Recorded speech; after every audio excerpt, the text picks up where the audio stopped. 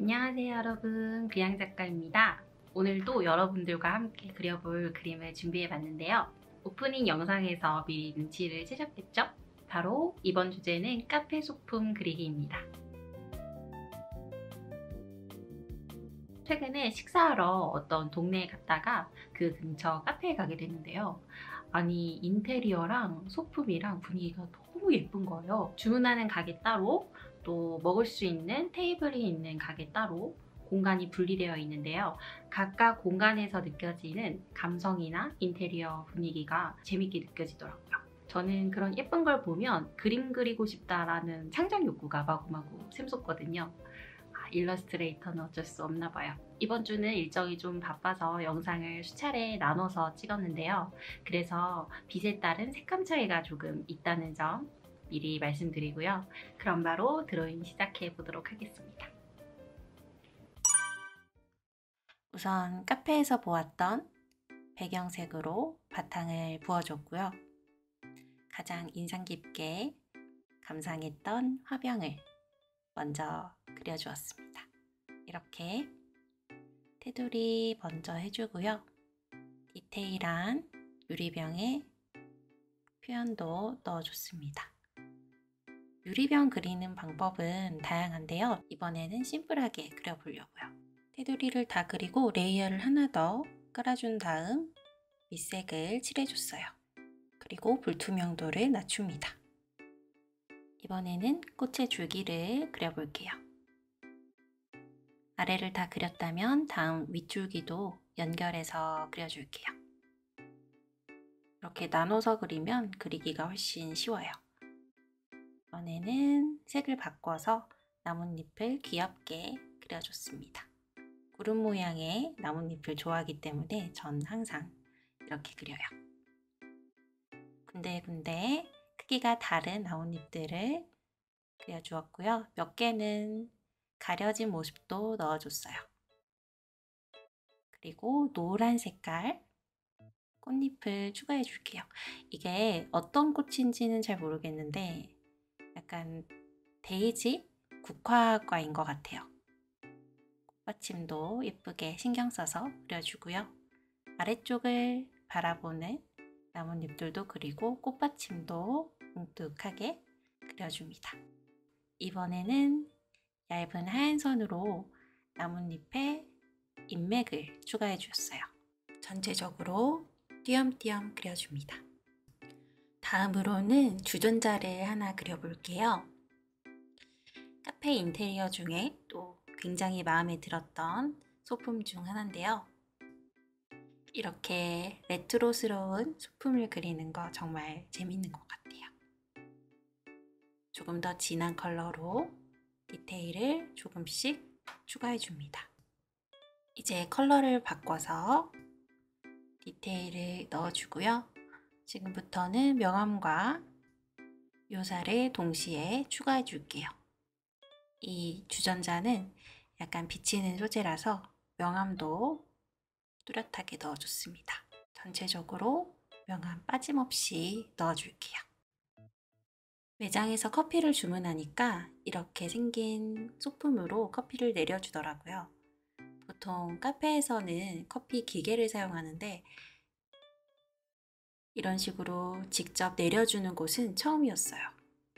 정성이 가득한 커피라 그런지 주문하고 음료를 받는데 시간이 제법 걸렸어요.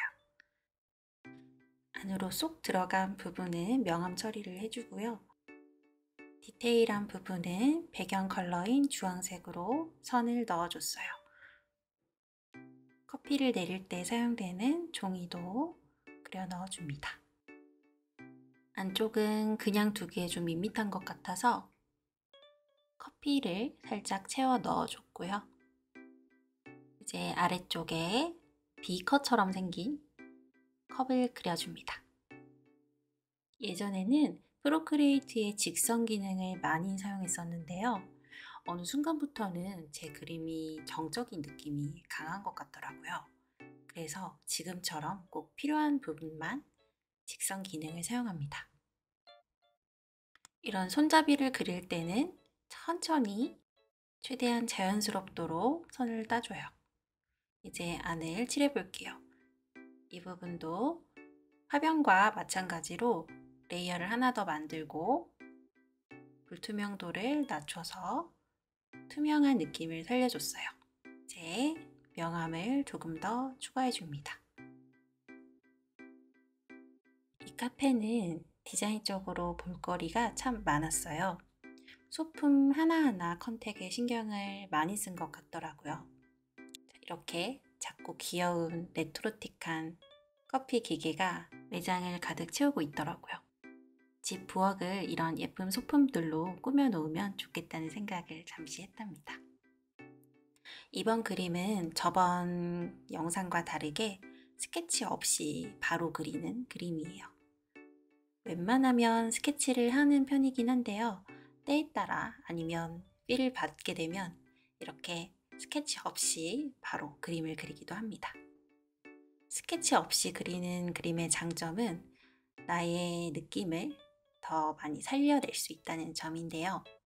가이드라인이 없어서 생기는 삐뚤빼뚤한 부분이라든지 약간 어색하고 엉성한 형태라든지 하는 부분들이 그림을 훨씬 더 동적이고 재미있게 만들어주는 요소가 되는 것 같아요. 말을 하다 보니까 기계의 본체를 거의 다 그렸는데요. 지금부터는 디테일을 더 신경 써서 그려볼 차례입니다. 이 소재는 스테인레스인 것 같은데요. 반짝반짝 비치고 강한 명암의 대비를 넣어줬고요. 그리고 위쪽은 커피 원두가 들어가는 공간입니다. 이 부분도 불투명도를 낮추고 위에 레이어를 하나 더 만들어서 불투명한 느낌을 표현해 줬어요. 다음 얇은 선을 이용해서 퀄리티를 더 높여줬습니다. 이때 컬러는 상황에 따라서 원래 본 컬러에서 좀 더 진한 색을 사용하셔도 되고요. 그리고 웬만하면 화이트가 잘 어울리거든요. 그래서 화이트 컬러도 군데군데 넣어줘요. 그리고 배경 컬러도 아주 잘 어울리니까요. 상황에 맞게 적절하게 사용해 주시면 되겠습니다. 자, 마지막으로 로고도 박아줘야겠죠. 칼리타에서 나온 제품인가 봐요. 다음으로는 제가 주문했던 꼼파냐를 그려볼게요. 저는 금방 이동할 예정이라서 테이크아웃 컵에 부탁을 했었는데요. 앞 테이블을 보니까 잔에다가 시켰더라고요. 잔에 나온 꼼파냐의 모습이 훨씬 더 예뻐서 인터넷에서 검색한 뒤에 사진을 보고 그렸답니다. 꼼파냐는 따뜻한 버전만 있는 거 아시나요?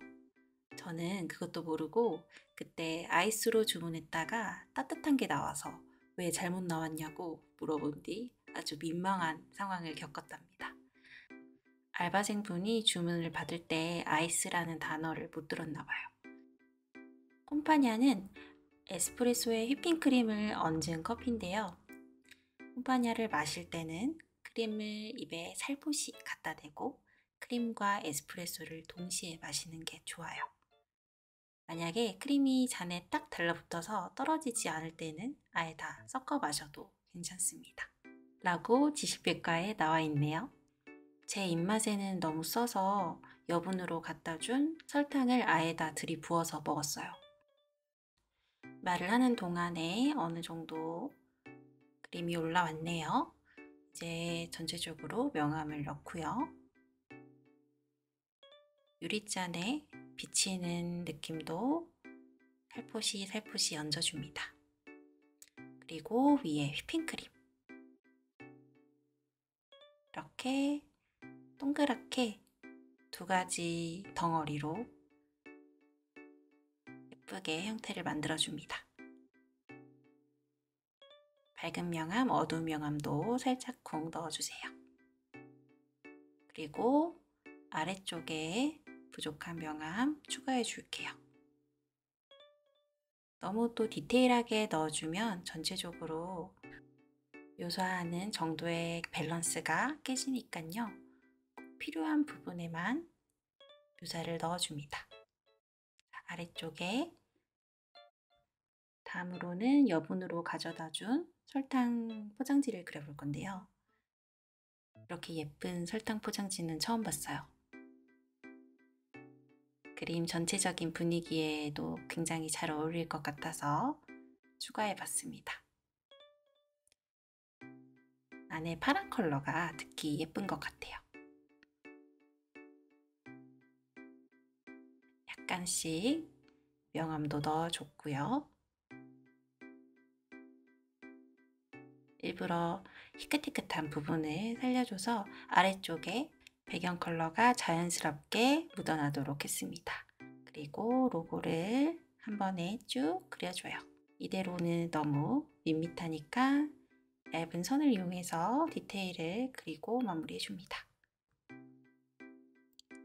매장 천장에 달려있던 조명을 그려볼게요. 이거 그리는데 애 좀 썼어요.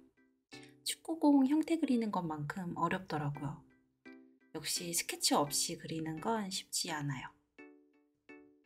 간격에 잘 맞춰서 형태를 그려주고요.